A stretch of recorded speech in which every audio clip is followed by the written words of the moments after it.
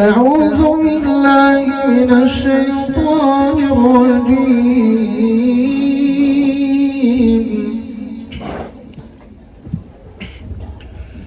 لقد كان في يوسف وإخوته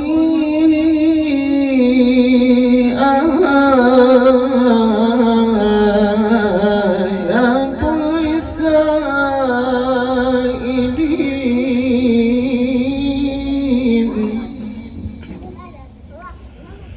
إذ قالوا ليوسف وأخوه أحب إلى أبينا منا ونحن عصبة إن أبانا لفي ضلال مبين. اقتلوا يوسف أو اطرحوه أرضا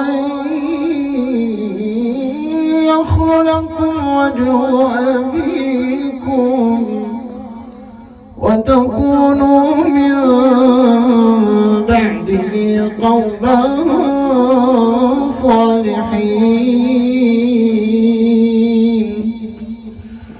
قال قائل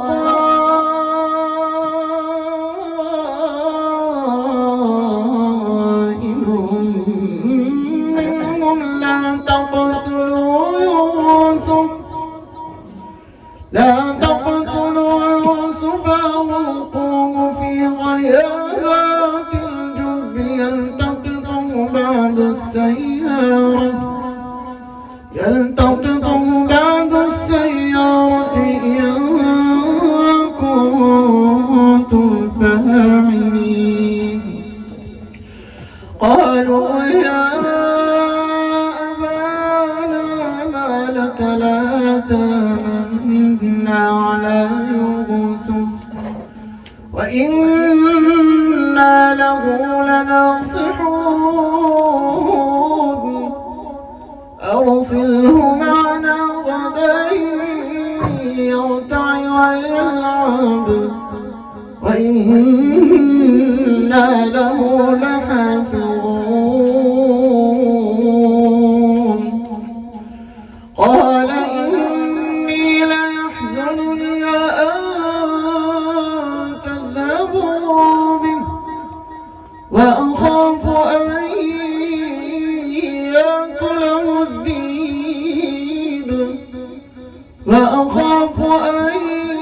يأكله الذئب وأنتم عنه غافلون. قالوا لئن أكله الذئب ونحن عصبة إنا إذا لخاسرون. فلما ذهبوا به وأجمعوا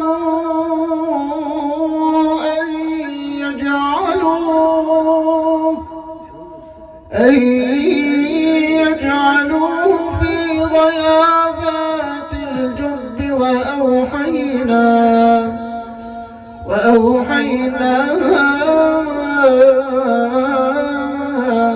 إليهم لتنبئنهم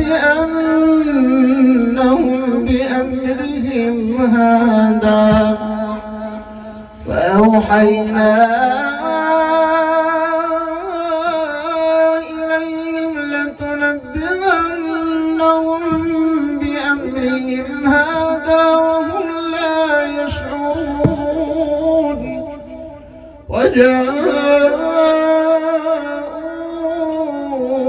أباهم عشاء يبكون. قالوا يا أبانا إنا ذهبنا نستبق وتركنا يوسف عند متاعنا فأكله الذئب وما أنت بمؤمن لنا ولو كنا وما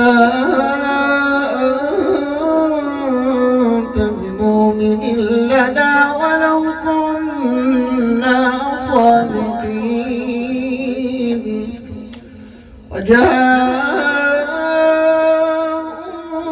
على قميصه بدم كذب قال بل سولت لكم أنفسكم أمرا فصبر جميل والله المستعان على ما تصفون. صدق الله